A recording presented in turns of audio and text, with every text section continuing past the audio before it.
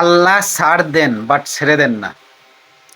বস্তির থেকে তুলে আনছিল লায়লা মামুনকে, কুলে পিঠে করে মানুষ করছিল, নিপিলের ভিতরে দুধ ঢুকিয়ে সেই দুধ খাওয়াইছিল এই মামুনকে, ছোট্ট থেকে বড় করছিল, খুব মায়া আদর ভালোবাসা দিয়ে তৈরি করছিল সেই মামুনকে, যে একমাত্র লায়লার ছেলে মামুন সে বড় হয়ে মা ডাকবে। লায়লা বহুত চেষ্টা করছিল মামুনকে যাতে তাকে মা ডাকে, কিন্তু লায়লা সব কিছুতে ব্যর্থ। মামুন মা ডাকবে না।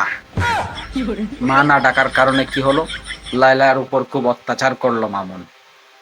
মামুন অত্যাচার করার পর মা তার ছেলে মামুনকে তেজ্যপুত্র করে দিল। তেজ্যপুত্র করে দেওয়ার পরে সেই মামুনের কপালে জুটলো তার আরেক মা।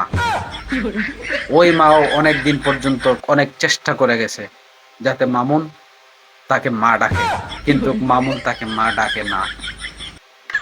ঠিক একই রকম মামুনের প্রথম যে মা লায়লা যেভাবে লায়লাকে পিটিয়েছিল, ঠিক একই রকম মামুন তার দ্বিতীয় মাকেও একই রকম পিটিয়েছে। এখন কথা হলো এইটা না, কথা হলো গিয়ে আমাদের ভাগ্য কত ভালো আমরা বাংলাদেশে জন্ম নিয়েছি, না হলে এইরকম মা ছেলের মারামারি আমরা কোনোদিনই দেখতে পারতাম না। স্যালুট ভাই, তোরা সেরা। আলিফ লায়লা সিম্বাদের কাহিনীকেও তোরা হার Manas. Mata nih gue, Pak.